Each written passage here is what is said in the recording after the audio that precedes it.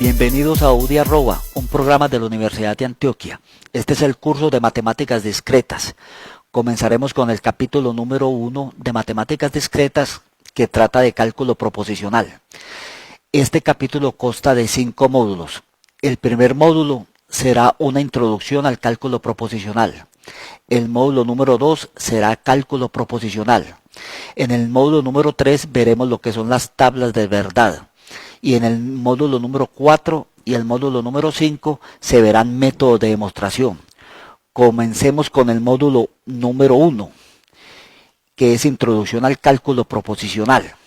Miremos qué contiene este módulo. Este módulo contiene el concepto de semiótica. ¿Cuáles son las ramas de la semiótica? ¿Qué es lógica y semiótica? ¿Qué es el lenguaje? ¿Y qué es un lenguaje formalizado? En los objetivos del módulo vamos a definir en qué consiste un cálculo. Se va a definir qué es un lenguaje formalizado. Se define también en qué consiste el lenguaje de la lógica. Y también en qué consiste un razonamiento formalmente válido. Y conocer en qué consiste el estudio de la semiótica. Al terminar este módulo, el estudiante debe estar en capacidad de responder las siguientes preguntas. ¿Qué es un razonamiento formalmente válido? ¿En qué consiste un cálculo? ¿Qué es un lenguaje artificial? ¿Cuáles son las ramas de la semiótica? Vamos a ver una pequeña presentación de este primer módulo. El lenguaje natural, que hablamos a diario, es un instrumento de comunicación muy complejo, con múltiples formas de combinación y diversos sentidos, que llega a constituir incluso un componente de nuestro comportamiento. Los lenguajes artificiales son lenguajes de precisión, construidos por los científicos a fin de formular con rigor las relaciones entre los objetos estudiados por sus respectivas ciencias. Una tarea propia de la sintaxis es la construcción de cálculos o lenguajes formales, los cuales no son propiamente lenguajes, sino una estructura para la formación del lenguaje. En este módulo se comenzará con el estudio de un tipo de cálculo especial, el cálculo proposicional. Miremos en este mapa conceptual qué va a estudiar el módulo. Va a estudiar en general lo que es semiótica. Y se estudiará la semiótica bajo 3 aspectos: el aspecto sintáctico, el aspecto semántico y el aspecto pragmático. Se llegará a partir de acá a lo que es una noción de cálculo y se va a estudiar en particular el cálculo proposicional. Miremos entonces en qué consiste la semiótica. La lógica trabaja con signos. Primero, porque se ocupa del lenguaje, que es un sistema de signos. Y segundo, porque crea sus propios signos. Por tanto, antes de entrar al estudio de la lógica, vamos a ocuparnos de los signos. Su estudio corresponde a la semiótica. ¿Qué es un signo? Un signo es un objeto físico. Hay que aclarar que no necesariamente es un objeto físico sin más condiciones, sino que va a ser un objeto físico que va a cumplir ciertas propiedades. Por ejemplo, una bandera roja, que es un objeto físico, puede funcionar como un signo. Una nota musical, que es un objeto físico, también va a funcionar como un signo. Y un mapa, que es un objeto físico, también puede funcionar como un signo. ¿En qué sentido? Debe cumplir ciertas condiciones. En particular, ese objeto físico debe referirse a algo. Debe referirse a algo que llamaremos designado, con la intención de que lo interprete otra persona, que llamaremos intérprete.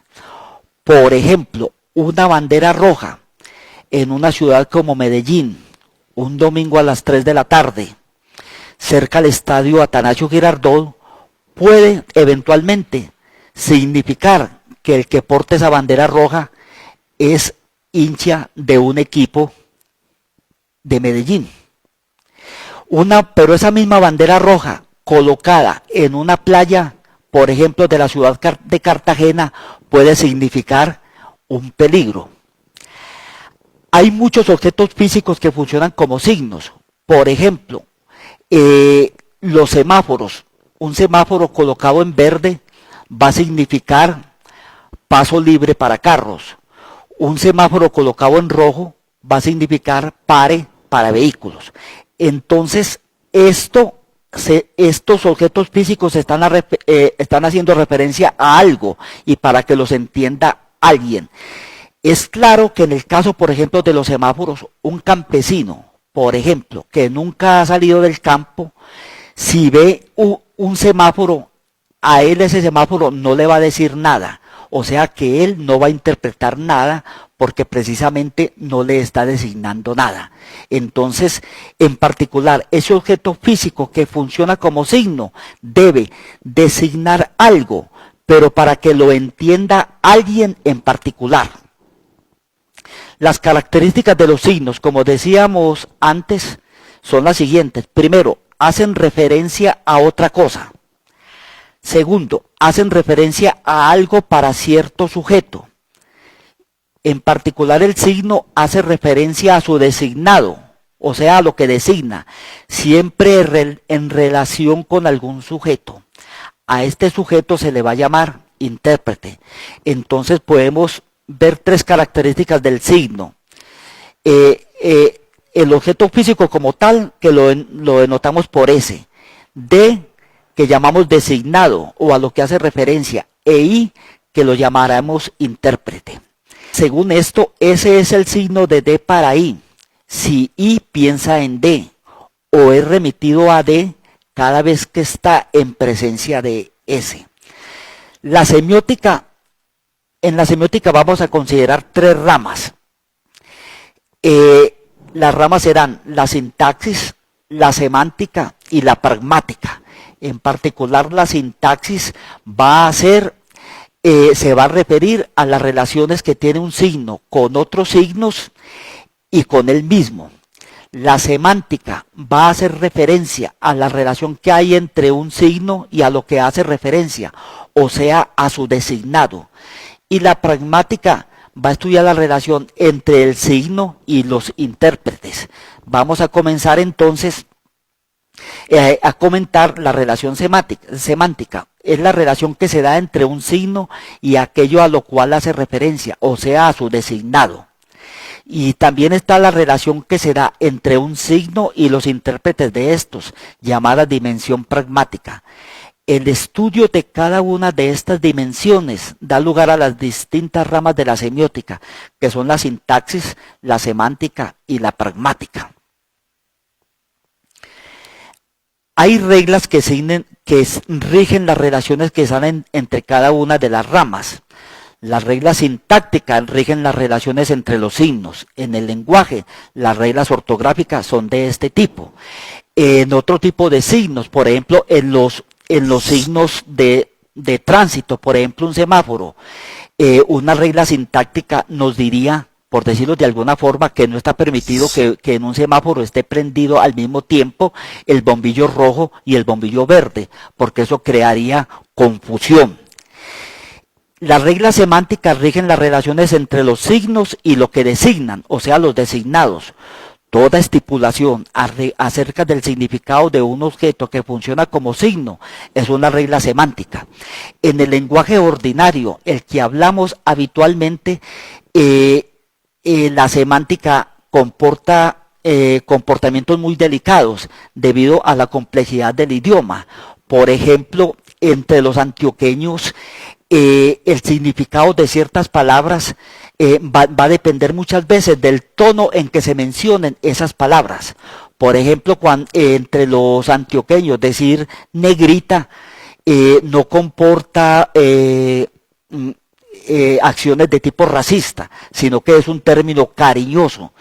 Sin embargo, esa misma palabra, si uno dice negra en un sentido imperativo, el significado puede cambiar por completo. Sigamos. Las condiciones acerca de la verdad de un enunciado pertenecen a la semántica. La pragmática analiza las reglas de uso de los signos, es decir, cómo lo usan los intérpretes. Por ejemplo, cuando se dice, los norteamericanos y los ingleses pronuncian el inglés de distinta manera, se está haciendo un enunciado de la pragmática. Veamos entonces qué le interesa a la lógica. A la lógica le interesan sobre todo los aspectos sintácticos y semánticos de los signos, no tanto la pragmática. La sintaxis lógica es el estudio de cómo se combinan todos los signos en fórmulas y cómo a partir de ciertas sucesiones de signos se obtienen nuevas sucesiones de ellos. Los aspectos semánticos son fundamentalmente dos: la relación de los signos lógicos con aquello que designan. Por ejemplo, las letras F, G y H van a designar propiedades. Cuando se establecen estas propiedades, se dice que hay una interpretación de los símbolos. Por otra parte está el problema de la verdad, que determina las condiciones bajo los cuales ciertos enunciados serán verdaderos y otros falsos. Por otro lado, nos vamos a ocupar de cierto tipo de verdad, que se llama verdad lógica, propia de ciertos enunciados que tienen una estructura tal que resultan verdaderos en cualquier interpretación que se haga de ellos. Por ejemplo, si yo digo llueve o no llueve, ese es un enunciado lógicamente verdadero. Bueno, hay que aclarar lo siguiente: lo que nosotros llamamos el cálculo no es más que una armazón teórica, una armazón sintáctica sin ningún significado. Eso que llamamos cálculo, esa armazón sintáctica, logra llamarse lenguaje cuando se le da una interpretación determinada. Se llamará lenguaje. Nos interesa ahora saber qué es una proposición. Aquí diremos que hay maneras de utilizar el lenguaje que se llaman formas apofánticas. Por ejemplo, si yo digo, ¿quién desea ayudarme? ¿O qué hora es? Esos dos enunciados no son en sí ni verdaderos ni falsos. Nos vamos a referir al lenguaje de una forma determinada y es en el sentido apofántico. Y vamos a decir que una proposición va a ser un enunciado del cual va a tener sentido decir que es verdadero o que es falso. Este uso del lenguaje lo vamos a llamar uso apofántico. La lógica actual se va a ocupar fundamentalmente del discurso apofántico, es decir, del discurso cuyos enunciados son o bien verdaderos o bien falsos. Vamos a tener que aclarar también lo siguiente: en este tipo de enunciados, por lo general, van a ser enunciados en tiempo presente y en modo indicativo. Por ejemplo, las siguientes expresiones: Pedro fue al colegio, o Peter went to college, son distintas en cuanto a que son diferentes trazos sobre el papel. Sin embargo, dicen lo mismo. Una expresión está dicha en español, la otra expresión está dicha en inglés. Enuncian entonces la misma proposición. Se va a decir entonces que una proposición es el contenido transmitido en una oración apofántica. Se empleará el término proposición o enunciado de manera indiferente. Vamos a ver enseguida qué es el lenguaje formalizado. Como decíamos en la presentación de este módulo, el lenguaje natural que hablamos a diario es un instrumento de comunicación muy complejo, con múltiples formas de combinación y diversos sentidos, que llega a constituir incluso un componente de nuestro comportamiento. Les había dicho antes que, por ejemplo, la palabra negrita entre los antioqueños no comporta ningún sentimiento racista, sino que en realidad es una frase cariñosa. Pero si uno, por ejemplo, dice negra y lo dice en un sentido más bien imperativo, ahí sí va eventualmente a tener un significado racista. Entonces, ese problema semántico que comporta el lenguaje natural hace que los científicos construyan lenguajes artificiales, que son lenguajes de precisión, con el fin de poder formular con rigor las relaciones entre los objetos estudiados por las respectivas ciencias.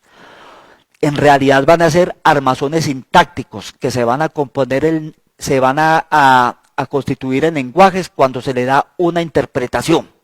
Bueno, una tarea propia de la sintaxis es la construcción de cálculos o lenguajes formales, los cuales no son propiamente lenguajes, sino una estructura para la formación del lenguaje. Un cálculo entonces se va a componer de lo siguiente: un conjunto de elementos primitivos o símbolos elementales, los cuales constituyen los objetos del sistema. Un conjunto de reglas de formación que establece cuáles son las combinaciones u ordenaciones de símbolos elementales que están bien formados. Tales ordenaciones son llamados términos o fórmulas. Y un conjunto de reglas de transformación que nos dicen cómo se puede transformar una expresión bien formada en otra expresión bien formada o bien construida. Bueno, entonces un cálculo es una construcción autónoma en el sentido de que no hace referencia a nada que le sea ajeno a él. Entonces no es un lenguaje en la medida en que no es medio de comunicación, sino un puro armazón sintáctico. Sus elementos carecen de significado, pero como se dijo antes, se puede transformar un cálculo en un lenguaje si se interpretan los símbolos, dándole a los símbolos un significado. Vamos a ver este ejemplo de cálculo. Este es un cálculo muy sencillo. Va a tener 7 tipos de símbolos. Símbolos tipo A, que serán cuadritos con superíndices 0, 1 y 2. De tipo B, que serán bolitas con superíndices 0, 1 y 2. Y un símbolo primitivo tipo C, que será asterisco. Y vamos a hacer unas reglas de formación. Y vamos a decir que un símbolo de tipo A es una expresión bien formada, o sea, un símbolo de este estilo. Símbolo de este estilo. Se va a decir que un símbolo de tipo B también es una expresión bien formada. Bueno, veamos entonces. Un símbolo tipo A es una expresión bien formada, un símbolo tipo B es una expresión bien formada. Vamos a decir que una expresión formada por un símbolo tipo A seguido de asterisco y un símbolo tipo B es una expresión bien formada. Y la regla 4 nos va a decir que una expresión formada por un símbolo tipo B seguido por un asterisco y un símbolo tipo A es una expresión bien formada. Y la última regla nos va a decir que las únicas expresiones bien formadas son las autorizadas por la regla 1 hasta la regla 4. Esta regla 5 de formación, lo que se busca es que uno no se invente más reglas. Las reglas de transformación nos van a decir que una expresión del tipo 3 se puede transformar en una expresión del tipo 4 intercambiando los símbolos A y B. Y similarmente, que una expresión del tipo 4 se puede transformar en una del tipo 3 intercambiando el símbolo B por el símbolo A, tipo A. Bueno, y la tercera regla nos va a decir que una expresión de la forma 3 se puede transformar en otra del mismo tipo intercambiando un símbolo tipo B por otro del mismo tipo. Similarmente, la regla de transformación 4 nos va a decir que una expresión de la forma 4 se puede transformar en otra del mismo tipo, intercambiando un símbolo tipo A por otro del mismo tipo. Y en la regla de transformación 5 nos dicen que esas son las únicas transformaciones autorizadas. Según esto, por ejemplo, esta es una expresión bien formada. Esta es una expresión bien formada. Esta también. Aquí lo que hicimos fue transformar esta expresión en esta expresión utilizando estas reglas de transformación.